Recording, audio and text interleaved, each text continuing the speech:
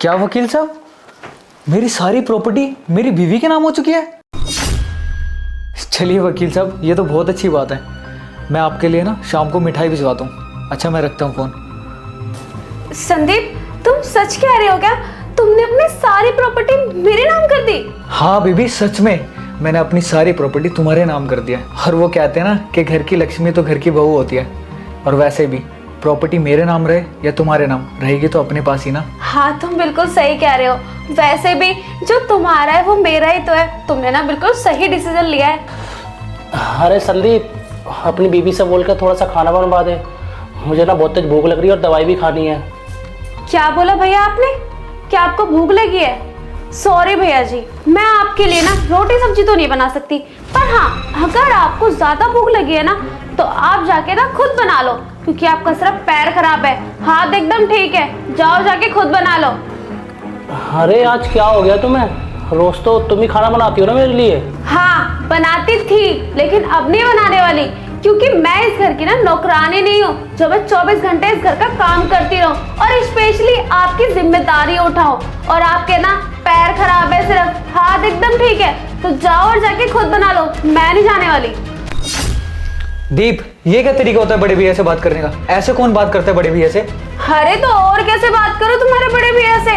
वैसे भी ना तुम्हारे ये बड़े भैया ना हमारे सर पे बोझ बन के बैठे हुए हैं। मैं ना और इनकी जिम्मेदारी नहीं उठा सकती हूँ। और आफ्टर ऑल संदीप, मैं तो तुमसे ये कहती हूँ कि तुम ना अपने बड़े भैया को ना इस घर का नौकर बना के रखो। वैसे भी पूरा दिन पड़े रहते हैं, कुछ काम वाम करेंगे तो क्या पता ठीक ही हो जाए, क्योंकि वैसे भी 24 घंटे खाने पीने के अलावा इनके पास काम ही क्या है। थोड़ा बहुत काम करेंगे ना तो अच्छे रहेंगे। अरे दीप, तुम्हें हो क्या गया? तुम ऐसे कैसे बोल रहे हो भैया के लिए? हमारा फर्ज बनता है भैया का इस हालत में ख्याल रखने का, और तुम क्या बोल रही हो? बड़े भैया को इस हालत में घर का नौकर बना के रखें? ऐसा है कि ज्यादा बकवास करने की जरूरत नहीं है, वरना तुम्हें ही ना मैं इस घर से धक्के मार के बाहर निकाल दूंगा। क्या कहा तुमने कि मैं बकवास कर रही हूँ? बकवास मैं नहीं, बकवास तुम कर रहे हो। और शायद ना तुम भूल गए हो कि मैं इस घर की नौकरानी नहीं हूँ, इस घर की मालकिन हूँ, मालकिन। और अगर तुमने मुझसे ज्यादा जुबान चलाई ना तो तुम्हारे साथ साथ ना तुम्हारे इस लंगड़े भाई को अपने धक्के मार के निकाल दूंगी इसी घर से। तुम ऐसे नहीं मानोगी ना? निकल जाओ मेरे घर से अभी कभी। चलो निकलो यहाँ से। अरे ऐसे कैसे निकलूं? निकलूंगी मैं नहीं इस घर से, निकलेगा तू और तेरा ये लंगड़ा भाई, समझा? तो अब एक काम कर, अपना बोरिया बिस्तर ले और साथ में ना अपने इस लंगड़े भाई को भी ले और निकल मेरे घर से, क्योंकि मैं कहीं नहीं जाने वाली हूँ इस घर से। देखा संदीप तूने अपनी बीवी के तेवर? मैं इसलिए तुझे बोल रहा था कि इस लड़की से शादी करने से पहले ना एक बार इसके बारे में ना जांच पड़ताल कर ले। हाँ भैया, सच कहा आपने। आपने जो भी बात मुझसे कही थी ना वो आज सच हो गई। क्या क्या बात बोली थी? यही, भैया ने ना मुझे समझाया था शादी करने से पहले कि ये लड़की के बारे में ना जांच पड़ताल कर ले और पता कर कि ये लड़की कैसी है।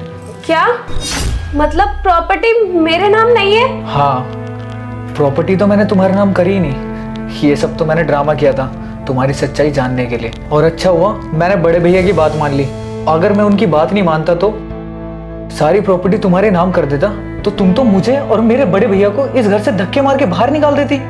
संदीप प्लीज मुझे माफ कर दो, वो मैं प्रॉपर्टी के लालच में आके ना बहक गई थी। और वैसे भी तुम्हारे भैया मेरे भी तो भैया के जैसे ही है ना, तो मैं उनके साथ ऐसा कैसे कर सकती हूँ? प्लीज मुझे माफ कर दो, मुझसे बहुत बड़ी गलती हो गई। मैं आगे से ना ऐसी गलती कभी दोबारा नहीं करूंगी। प्लीज संदीप मुझे माफ कर दो। चुप करो दीप, अपना ये ड्रामा बंद करो और इस घर से ना बोरिया बिस्तर लेके निकल जाओ। इस घर में तुम्हारी कोई जगह नहीं है। और रही डिवोर्स के पेपर की बात, वो तुम्हारे घर पहुंच जाएंगे, क्योंकि मैं ना तुम जैसी लड़की के साथ ना अब और नहीं रह सकता। प्लीज संदीप मुझे माफ कर दो। मैं मानती हूँ कि मुझसे बहुत बड़ी गलती हो गई, और तुम ऐसे कैसे मुझे तलाक दे सकते हो? अभी 2 महीने पहले ही हमारी शादी हुई है, लोग क्या कहेंगे? प्लीज संदीप ऐसा मत करो। अच्छा हुआ कि बस अभी 2 महीने हुए हैं, और 2 महीने में ना तुम्हारी असलियत सामने आ गई। अगर 1-2 साल हो जाते तो तुम तो मुझे और मेरे बड़े भैया को बर्बाद कर देती।